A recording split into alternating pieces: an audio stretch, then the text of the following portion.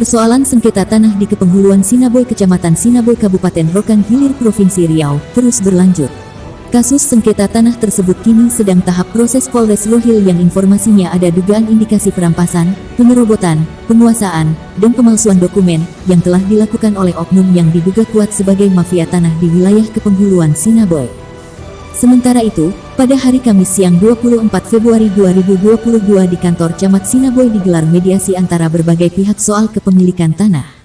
Dalam mediasi tersebut terkuak adanya indikasi yang dilakukan oleh oknum masyarakat yang melakukan penipuan terhadap tanda tangan atas warga yang telah dikumpulkan, dengan modus warga yang mau diajak berdemo akan diberikan tanah, sementara kejadian di lapangan tidak sesuai dengan yang telah dijanjikan oleh oknum tersebut, melainkan guna menghentikan alat berat dari pihak-pihak lain yang sedang mengerjakan penggalian di tanah tersebut. Mediasi disaksikan oleh pihak kepolisian sektor Sinaboy. Mantan penghulu Sinaboy Asmadi menjelaskan bahwa tanah yang saat ini dianggap bersengketa seharusnya tidak terjadi. Hal ini dikarenakan ketika surat yang pernah dikeluarkan oleh dirinya itu, tidak ditemui adanya tumpang tindih dalam kepemilikan tanah. Bahkan dirinya bisa menjamin hal tersebut karena adanya pengukuran tanah waktu itu, yang sudah memastikan tidak ada masalah sehingga bisa dipastikan tidak ada persengketaan. Sementara itu, Retno yang saat ini sebagai ketua kelompok tani menjelaskan bahwa adapun kelompok tani yang waktu itu dibentuk, hanyalah untuk berkepentingan mengambil lahan, saat itu sebagai bendahara dalam kelompok tani tersebut, namun kelompok tani Sukajadi saat itu sedang tidak berfungsi, sehingga penghulu Asmadi mencabut kepengurusan kelompok tani tersebut. Hasil dari sebuah mediasi tersebut, T. Edison selaku Camat Sinaboy mengatakan bahwa tidak ada lagi masyarakat yang berhak menghentikan aktivitas pengerjaan tersebut, sampai adanya keputusan dari pihak yang berwenang, sedangkan bagi pihak yang merasa dirinya dirugikan, dipersilahkan untuk membawa persoalan tersebut ke ranah hukum.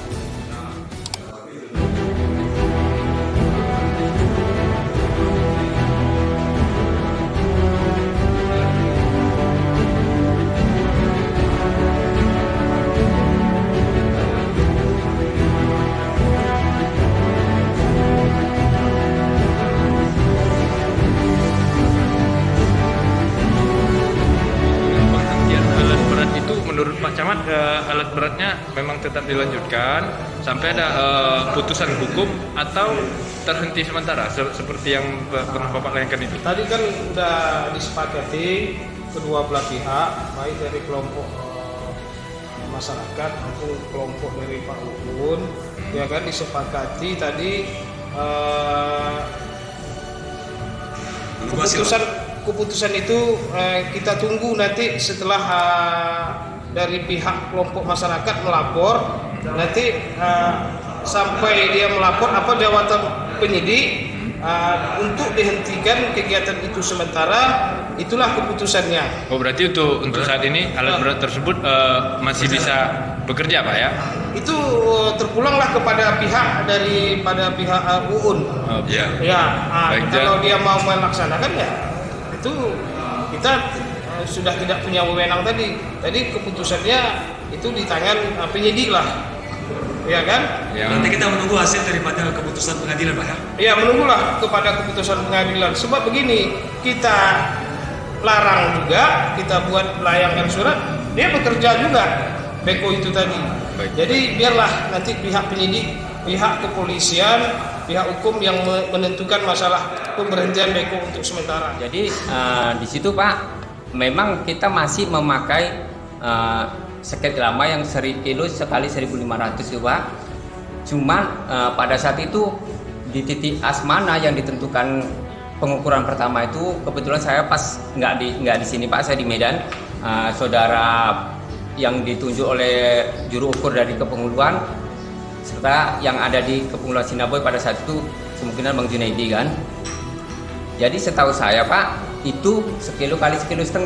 Pada saat itu masih hutan semua Pak. Jadi tidak tahu batasnya di mana kan gitu. Karena dilihat pun batasnya Pak, asal 3-4 bulan ataupun 1 tahun itu hilang rintisannya. Nah, jadi pada saat setelah itu Pak, kita 2015 mengajukan surat permohonan untuk pergantian pengurus, maka jadilah berita acara perubahan, Pak.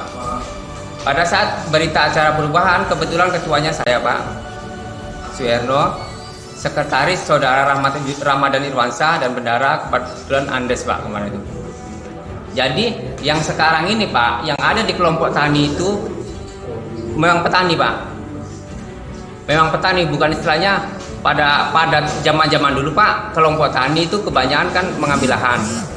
Yang sampai saat ini, Pak, kelompok tani kita itu ya memang betul-betul dia petani, bukan asal. Handoko, reporter Palapa TV, mengabarkan.